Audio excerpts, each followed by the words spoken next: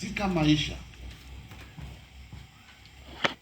lazima uwe unajitazamia mahali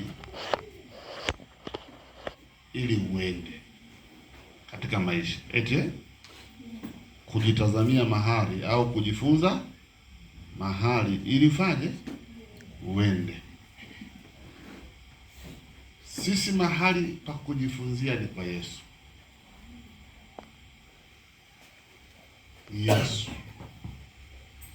Yesu. Sisi mahali pa kujifunzia ni kwake.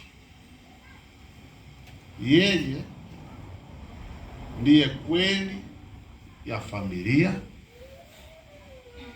Yeye ndiye kweli ya afya zetu. Yeye ndiye kweli wa biashara zetu. Yeye ndiye kweli wa kila kitu tunachokifanya na tutachokifanya. Kwa mahali pa kujitazamia ni kwa Yesu.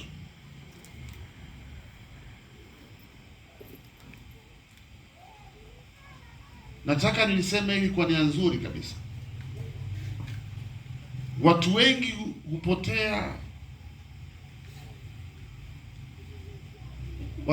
hupotea kwa kuitafuta kweli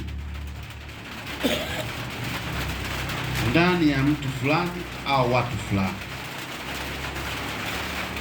Amen. Sina nia mbaya na hiki. Watu wengi wanapotea kwa kuitafuta kweli ndani ya mtu au watu. Nimeona watu wengi sana wanapotea katika kipengele hicho, wakimtazama fulani anasali mahali fulani, kwamba mbona anafanya kile na kile na kile, si ndio? Anasahau huyo sio kioo chake. Kioo chake ni Mungu. Kioo chake ni Yesu. Sinaeleweka vizuri? Ndio maana Yesu akasema, mtu yoyote anayetaka kunifuata mimi, kwanza ajikane yeye mwenyewe, kisha aubebe msalaba wake na anifuate. Umeona hayo mambo? Umeona? Sasa muulize mwenzako, kwa nini unapotea kwa ajili ya mtu? Ni utoto. Sema utoto.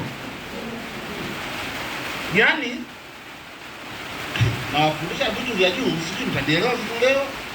Kama unielewi, nenda kakae tena chini, fanya audio, alafu utanielewa nacho tuseme. Bwana Yesu asifiwe. Watu wengi wameshindwa kuingia kwenye ndoa kwa sababu wanaiona ndoa ya baba yake inasumbua, kwa sababu wanaona ndoa ya kaka yake inasumbua. Watu wameshindwa mahali pa kujitazamia, wamejitazamia kwa mtu fulani. Yanawaingia. Na hata leo karibia robo tatu ya mafundisho yanamkandamiza mtu kama ni tatizo. Sikiza nikwambie,